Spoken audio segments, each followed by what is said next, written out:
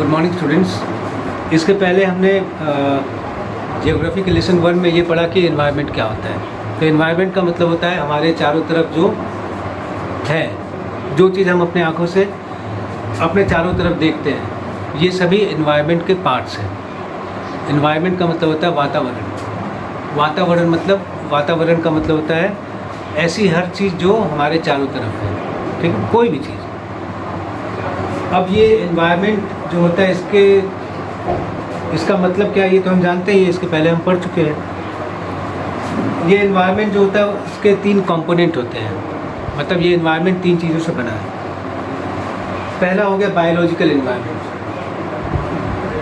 चलिए पहले हम फिजिकल में आते हैं। तो फिजिकल एनवायरनमेंट का मतलब होता है ऑल दी एबायोटिक कंपोनेंट्स, मतलब ऐसी हर चीज़ जिसमें जो लाइफलेस है, जिसमें लाइफ नहीं है।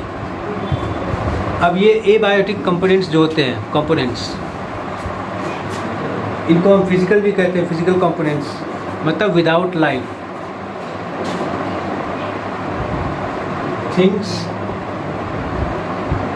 विदाउट लाइफ, ठीक है। उसके बाद आते हैं biological components, things with life. Third आते हैं सोशल कंपोनेंट्स। सोशल कंपोनेंट का मतलब चले बाद में करते हैं सोशल क्या होता है। तो फिजिकल मतलब all the abiotic components of the environment, जैसे लिथोस्फेयर, हाइड्रोस्फेयर, बायोस्फेयर, एटमॉस्फेयर, ठीक, ये 4 स्फेयर्स होते हैं।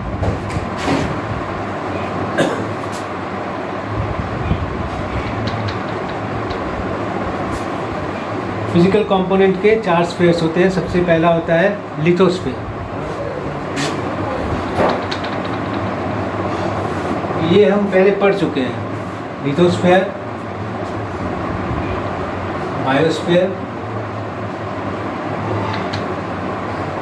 हाइड्रोस्फेयर और atmosphere.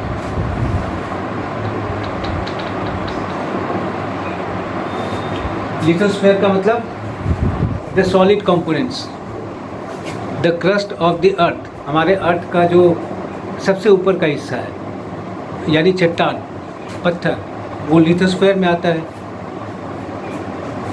Biosphere all the biological components, ठीक है। अब यहाँ पे हम आते हैं कि फिजिकल एनवायरनमेंट मतलब, अगर हम फिजिकल एनवायरनमेंट को एबायोटिक कहते हैं तो इसमें कहाँ से बायोलॉजिकल एनवायरनमेंट आ गया? बायोलॉजिकल नहीं, इसमें ये बायोस्फीयर कहाँ से है? बायोस्फीयर का मतलब ही वही हुआ जिसमें लाइफ होता है। तो पहले हम फिजिकल एनवायरनमेंट में यहाँ पे एबायोटिक कंपोनेंट्स में आते हैं, जो कि लिथोस्फीयर। पहले हम लिथोस्फीयर में आते हैं। So all continents and islands make up the lithosphere. जितने भी कॉन्टिनेंट्स और आइलैंड्स हैं जो लिथो यानी कि पत्थरों से बने हैं। लिथो का मतलब होता है पत्थर। तो इस संसार में या इस दुनिया में जितने भी पत्थर हैं वो सारे लिथोस्फीयर के अंदर आते हैं। जितने माउंटेन्स हैं, जितने प्लेन्स हैं, जो भी है, ऐसी हर चीज़ जो पत्थर है या पत्थर से बनी है। इवन हमारे यहाँ जो मिट्टी पाई जाती है ये भी पत्थर ही है, पत्थर का ही मतलब घिसा हुआ पाउडर रूप है, जो कि आगे चल के मिट्टी बनता है। तो जितने भी कॉन्टिनेंट्स हैं, जितने भी आइलैंड्स हैं, जितना भी लैंड है, धरती, वो सारा लिथोस्फीयर के अंदर आता है। इसके बाद आता है gas and water vapour in the air. हमारे चारों तरफ जो हवा है, वो क्या है? उसके अंदर गैसेस मिले हुए, कई तरह के गैस है। जो गैस हम अपने अंदर सांस लेते हैं वो ऑक्सीजन होता है, और जो हम सांस छोड़ते हैं वो कार्बन डाइऑक्साइड होता है। इसके अलावा और बहुत सारे गैसेस होते हैं। इसके बाद गैसेस और वाटर वेपर, पानी जब गर्म होता है तो उसके बाद उसमें से जो भाप निकलता है, वेपर निकलता है, वो ये दोनों मिक्स जब होते हैं तो हमारे चारों तरफ का एटमॉस्फेयर क्रिएट होता है, एटमॉस्फेयर, ठीक है।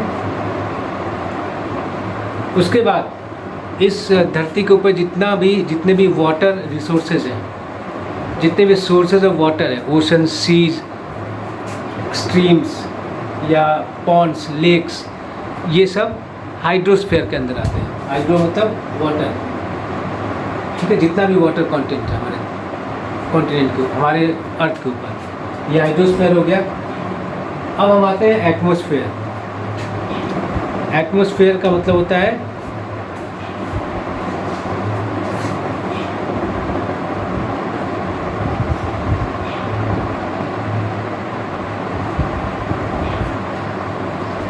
हमारे चारों तरफ जो एयर है, हवा, वो एटमॉस्फेयर कहलाए।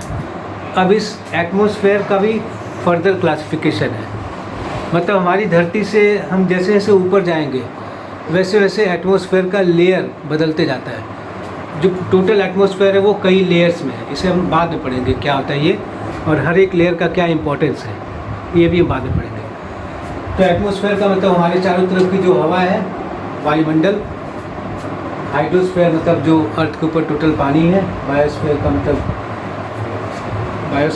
होता है जितने भी जीव जंतु हैं। लिथोस्फीयर मतलब the solid part of the earth, ठीक। अब इसके बाद हम आते हैं बायोलॉजी। अब ये तो हो गया फिजिकल एनवायरनमेंट पहला, उसके बाद बायोलॉजिकल एनवायरनमेंट। सो बायोलॉजिकल मतलब all the biotic components including human beings, animals, plants and micro organism. जितनी भी थिंग्स है, थिंग्स विथ लाइफ, जिनके अंदर लाइफ होता है, हर वो चीज़ बायोटिक कंपोनेंट के अंदर आती है, ठीक है। Among these the plants need special attention. इन जितने भी बायोटिक कंपोनेंट्स हैं, इसमें एक प्लांट्स एक ऐसे बायोटिक कंपोनेंट्स है जो मूव नहीं कर सकते, एक जगह से दूसरी जगह नहीं जा सकते। अभी जैसे बहुत गर्मी पड़ रही है, बहुत तेज़ धूप है, हम बाहर निकलते तो हमारा स्किन जल जाता है। तो हम जब थोड़ी देर हमें आराम करना होता है तो हम किसी पेड़ की छाया में या कहीं मतलब शेडेड जगह पे खड़े हो जाते हैं, जिससे कि हमें धूप ना लगे, यही ना। लेकिन ये जो प्लांट्स है, ट्रीज़ है, ये तो कहीं नहीं जा सकते, इनको वहीं पे रहना है। चाहे जितनी भी तेज़ धूप हो, जितनी भी तेज़ आंधी हो, जितनी भी बरसात हो, जितनी भी ठंड हो, वो उन्हें हमेशा एक ही जगह रहना होता है, क्योंकि ये मूव नहीं कर सकते। तो इन्हें इन हार्श कंडीशन से, ऐसे कंडीशन से बचाने के लिए हमें ही इनका हेल्प करना होता है। तो they need special attention because अब ये तो पहला चीज़ होगा, हमें क्यों पेड़ पौधों को बचाना चाहिए, हम सभी जानते हैं। क्योंकि पेड़ पौधों से हमें ऑक्सीजन मिलता है, हमें फूड मिलता है, लकड़ी मिलती है, हर चीज़ मिलती है। तो अगर इन्हें हम नहीं बचाएंगे तो ये अपने आप को नहीं बचा पाएंगे, क्योंकि ये मूव नहीं कर पाते। हम तो मूव करके एक जगह से दूसरी जगह चले जाएंगे, अपने आप को बचा लेंगे, लेकिन पेड़ पौधे नहीं बचा पाएंगे। इसलिए इनका स्पेशल केयर बहुत इंपॉर्टेंट होता है, क्योंकि ये पेड़ पौधे हमारे लिए बहुत इंपॉर्टेंट है। अब इसके बाद अब ये जो प्लांट्स हैं, प्लांट्स हमारे लिए हमें फूड देते हैं, और इसके अलावा हमें भी फूड देते हैं और एनिमल्स को भी देते हैं। मतलब चाहे वो ह्यूमन बीइंग हो या एनिमल हो या माइक्रो ऑर्गेनिज्म हो या जो भी हो, जितने भी लिविंग थिंग्स हैं, सबको डायरेक्टली या इनडायरेक्टली ये फूड देने का काम प्लांट्स का होता है। इसके बाद थर्ड एनवायरनमेंट है सोशल एनवायरनमेंट। पहला फिजिकल हो गया, दूसरा बायोलॉजिकल हो गया, तीसरा हो गया सोशल एनवायरनमेंट। सोशल एनवायरनमेंट का मतलब एक ऐसा एनवायरनमेंट जो हमारे सोसाइटी यानी हमारे समाज के साथ जो संबंधित है, related to the society. Society कैसे बनता है? हमसे बनता है, ह्यूमन बींग्स से। So human beings are the most important elements of the social environment, ठीक है। A human being is placed at the top because he has the ability to alter the environment.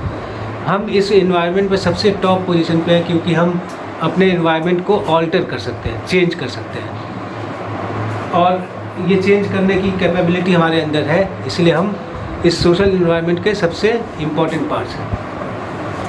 He is the most intelligent of all the living beings of environment. इस environment में जितने भी living beings हैं, इन सब में सबसे ज़्यादा intelligent हम ही लोग हैं, he has been able to change the face of the earth by making building bridge, agricultural farms, transport lines, machinery etc. तो हमने जो नए नए डेवलपमेंट्स किए हैं, डेवलपमेंट्स के लिए हमने कई चीज़ें बनाई हैं, ये सारी चीज़ें हम ही ने बनाई और हमारे द्वारा किए गए इन कामों से हमारे अर्थ की बायोलॉजी, हमारे अर्थ में बहुत सारे चेंजेस आए, हमारे अर्थ के ऊपर बहुत सारे चेंजेस आए। तो अर्थ के ऊपर जो भी चेंज हो रहा है या इन्वायरमेंट में जो भी चेंज हो रहा है, ये सारा चेंज हमारे द्वारा हो रहा है, हम ही कर रहे हैं, ठीक है। It is he who cultivated the slopes of mountains. तो हमने अर्थ के साथ बुरा भी किया है और अच्छा भी किया। हमारे अर्थ के ऊपर, धरती के ऊपर बहुत सारी ऐसी जगहें थी, ऐसी ज़मीन थी जिसके ऊपर खेती करना पॉसिबल नहीं था। तो हमने ही, ह्यूमन बीइंग्स ने ही उस जगह को खेती के लायक बनाया। तो ये सारे चेंजेस हम ही करते हैं, चाहे वो हमारे अच्छे के लिए हो या बुरे के लिए हो, ठीक है ना। इसके बाद हम आते हैं डिवीज़न ऑफ एनवायरनमेंट। ये एनवायरनमेंट कितने भागों में बांटा गया है।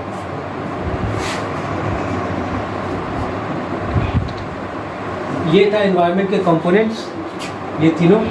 इसके बाद हम पढ़ेंगे डिवीज़न, कितने भागों में बांटा गया है। इसे हम अगले क्लास में पढ़ेंगे।